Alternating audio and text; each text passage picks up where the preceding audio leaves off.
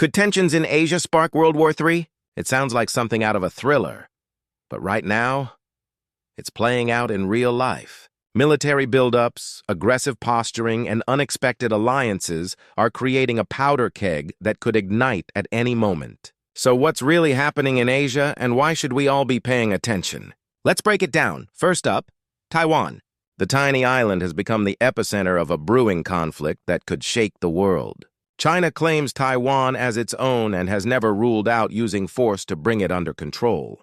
In recent months, China's military has ramped up exercises around the island, flying fighter jets into Taiwan's air defense zone, sending warships close to its shores, and simulating full-scale invasions. It's not just muscle flexing. It's a warning. We mean business. Taiwan, on the other hand, isn't backing down.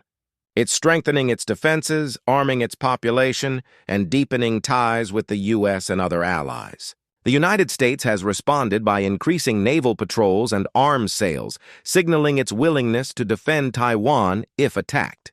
But this also raises the stakes. Any misstep here could lead to direct military confrontation between the world's two biggest powers. Next, look at the South China Sea.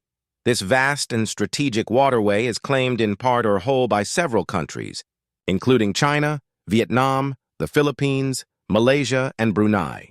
China has been aggressively building artificial islands, turning them into military bases with runways, missile systems, and radar installations. These moves threaten freedom of navigation and regional stability. Countries like the U.S. conduct freedom of navigation operations, sailing warships through contested waters to challenge China's claims. Each encounter carries the risk of escalation, a collision, a warning shot, or worse. It's a dangerous game of chicken, with the entire world watching. Meanwhile, tensions along the India-China border remain high. The two nuclear-armed neighbors fought a deadly clash in 2020, and though things have calmed a bit, the border is still heavily militarized. Both sides have thousands of troops and advanced weaponry stationed there, and even a small incident could escalate quickly. The area is also crucial for global trade routes, meaning conflict there could disrupt markets worldwide. North Korea adds another layer of unpredictability. The regime continues to develop and test ballistic missiles, some capable of reaching the U.S. mainland. Their recent weapons tests, including hypersonic missiles, are designed to demonstrate strength and deter adversaries. But they also increase the risk of miscalculation. A missile test gone wrong or a misunderstood signal could trigger a devastating response. Adding to the tension, North Korea has strengthened its ties with both China and Russia, creating a trilateral axis that complicates diplomatic efforts. If a conflict starts anywhere in this region, these alliances could pull multiple countries into a wider war.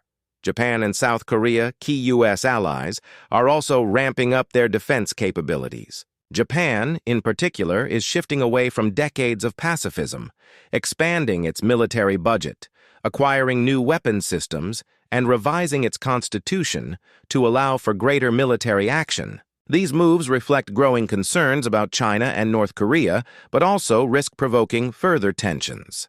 And then there's the technology and cyber front. Asia is a hotbed for cyber warfare. Attacks on critical infrastructure, espionage, and misinformation campaigns are constant threats. In a conflict, cyber attacks could cripple power grids, disrupt communications, and sabotage military systems before a single shot is fired.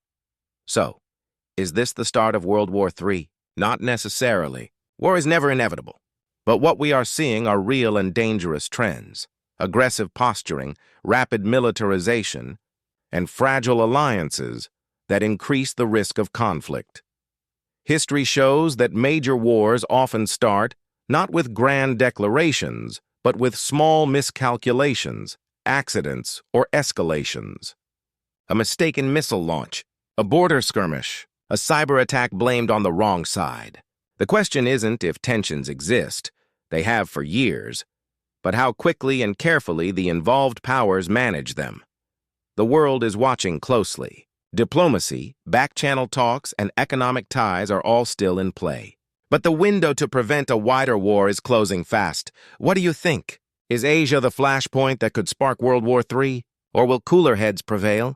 Drop your thoughts in the comments. And if you found this breakdown useful, hit like, subscribe, and share this video with friends who want to stay informed about the biggest stories shaping our world. Stay alert, stay informed, and let's hope peace wins out.